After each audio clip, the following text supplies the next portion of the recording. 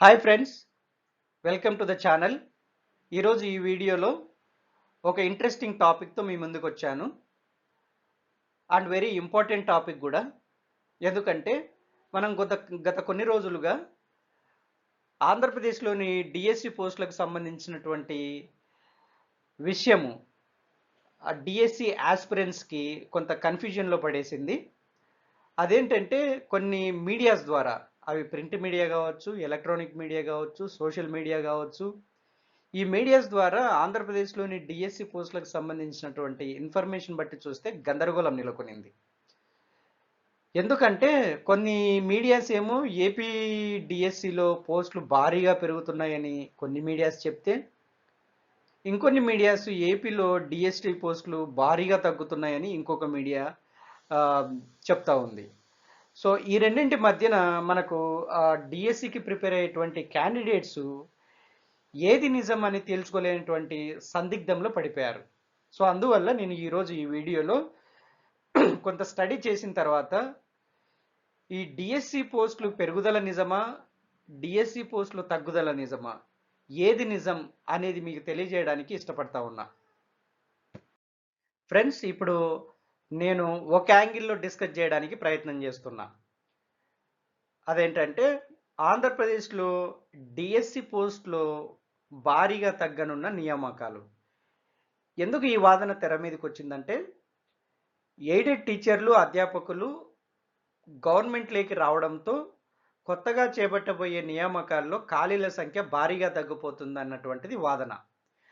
అయితే దీంట్లో ఉపాధ్యాయులు, అధ్యాపకులు మొత్తం కలిపితే 8,573 మంది ఎయిడెడ్ ఇన్స్టిట్యూషన్స్ నుంచి గవర్నమెంట్లోకి షిఫ్ట్ అవుతున్నారు.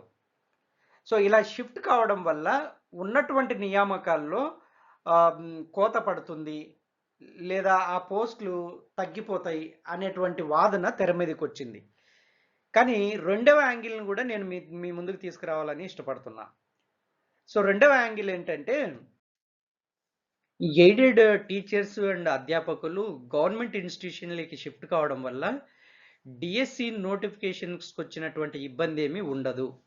ఎందుకంటే చెప్తాను చూడండి. కారణం ఏమంటే, గత 2 సంవత్సరాల కాలంలో నుంచి గమనిస్తే ప్రైవేట్ స్కూళ్ళల్లో ఉండేటువంటి స్టూడెంట్స్ చాలా ఎక్కువ మంది గవర్నమెంట్ స్కూల్స్లోకి షిఫ్ట్ అవుతున్నారు. ఇది మనం గమనించాం కూడా, వార్తాపత్రికల్లో చదివాం. సో వార్తాపత్రికల్లో మనకు వచ్చిన సమాచారాన్ని బట్టి 2,50,000 పైచిలకు ప్రైవేట్ స్కూల్ స్టూడెంట్స్ గవర్నమెంట్ స్కూల్స్లో చేరారన్నది మనం వార్తాపత్రికల్లో చూస్తూ ఉన్నాం. సో దీన్ని బట్టి చూస్తే ఆ స్టూడెంట్ రేషియో గవర్నమెంట్ స్కూల్స్లో ఎక్కువైంది.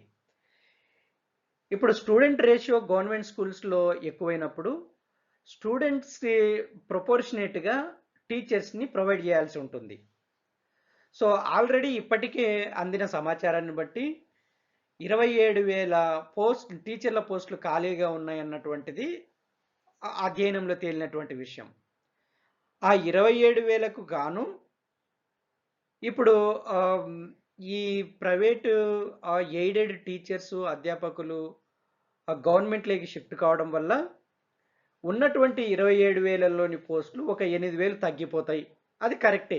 కాకపోతే ఇక్కడ ఏమైతుందంటే, మొన్ననే ఫోర్టో వాళ్ళు రాష్ట్రానికి ఒక విజ్ఞప్తి చేశారు, స్టేట్ గవర్నమెంట్కి. ఏమని?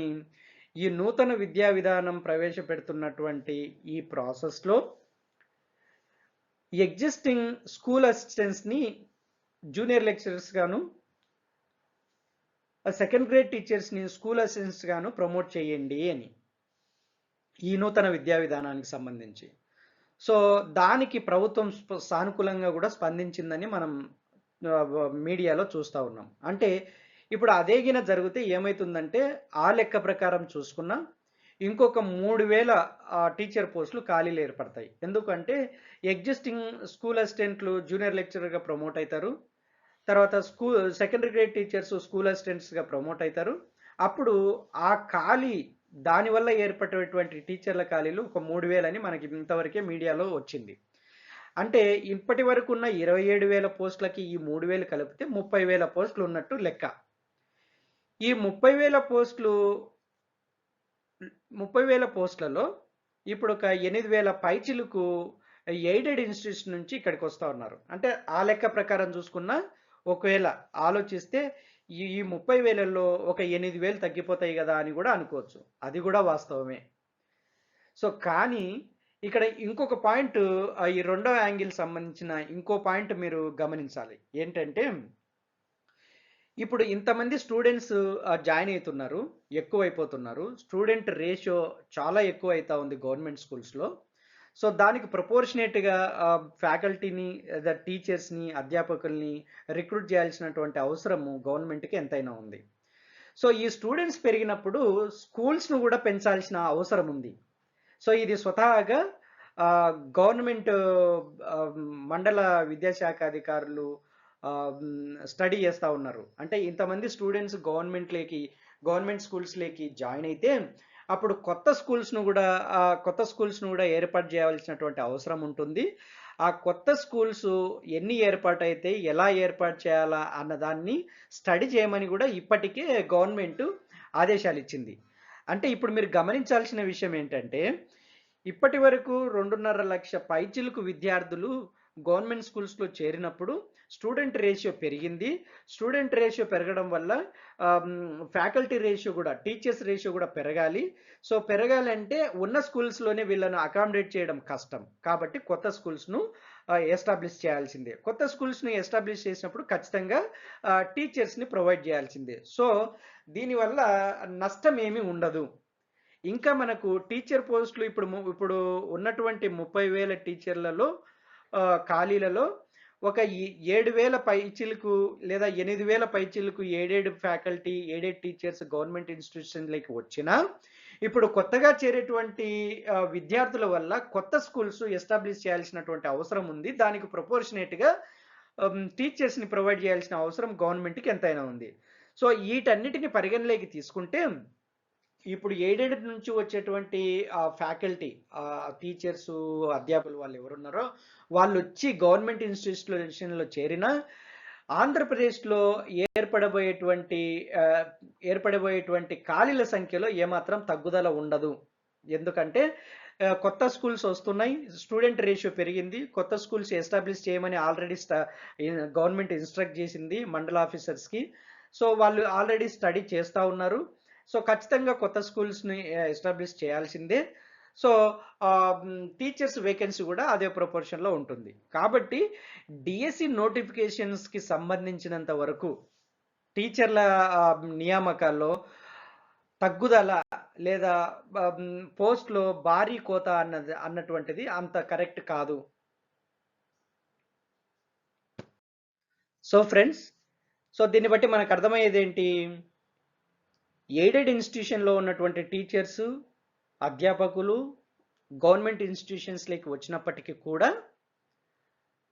డిఎస్సి నోటిఫికేషన్లో తగ్గుదల అన్నటువంటిది ఏమీ ఉండదు. ఎందుకంటే మనం డిస్కస్ చేసాం, ఇప్పుడు 2,50,000 పైచిలకు విద్యార్థులు గవర్నమెంట్ ఇన్స్టిట్యూషన్లో జాయిన్ అయ్యారు. అది ఇంకా పెరిగే అవకాశం కూడా ఉంది.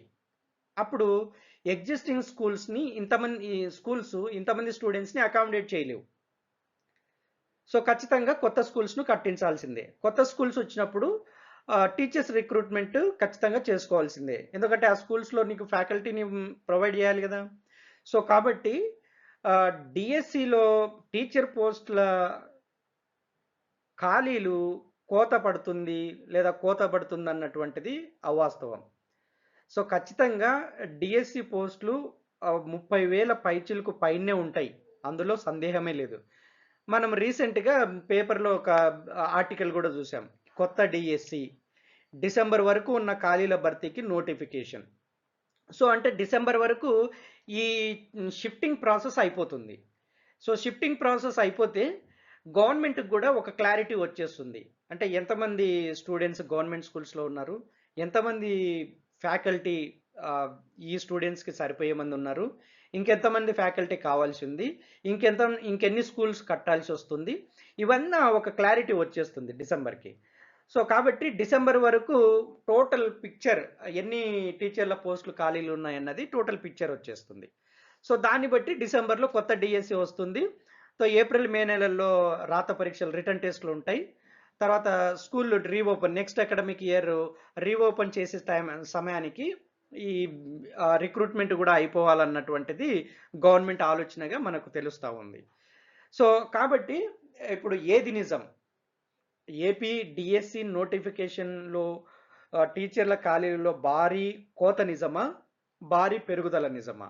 సో ఇప్పుడు మనం డిస్కస్ చేసినటువంటి డిస్కషన్ను బట్టి భారీ పెరుగుదలే నిజం, భారీ కోత నిజం కాదు.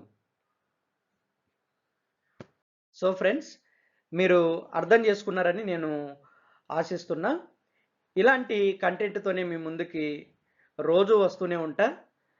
మా ఛానల్ని మీరు ఆదరిస్తున్నందుకు మీకు కృతజ్ఞులము. Please don't forget to subscribe this channel. Please do subscribe and share with your friends. Thank you so much for watching this video.